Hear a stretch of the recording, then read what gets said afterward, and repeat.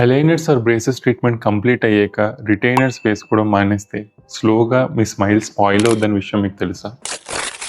Retainers సరిగ్గా వాడకపోవడం వల్ల మీ పళ్ళు మళ్ళీ కదిలే అవకాశాలు చాలా ఎక్కువగా ఉంటాయి. కానీ అది మీకు ఇనీషియల్‌గా ఎప్పుడూ తెలీదు. స్లోగా మీకు తెలిసేసరికి ఆల్రెడీ డ్యామేజ్ అయితే అవుతది. ఇలా జరగడానికి మెయిన్ రీజన్ మనం ఫోర్స్‌బుల్‌గా ఒక కొత్త పొజిషన్‌లోకి అడాప్ట్ చేస్తాం. ఆ పొజిషన్‌లో ఆ మజిల్స్ మళ్ళీ ఆ కొత్త పొజిషన్‌కి అడాప్ట్ అవ్వడానికి సర్టెన్ పీరియడ్ ఆఫ్ టైం పడతది. ఆ సర్టెన్ పీరియడ్‌లో మనం రిటైనర్స్ కంపల్సరీ వాడితే ఆ కొత్త పొజిషన్‌లో ఆటోమేటిక్‌గా అడాప్ట్ అయ్యి మనకి కావాల్సిన బ్యూటిఫుల్ స్మైల్ ఎప్పటికీ అట్లాగే ఉంటది. కానీ చాలామంది చేసే పొరపాటు ఏంటంటే రిటైనర్స్ సరిగ్గా వాడరు.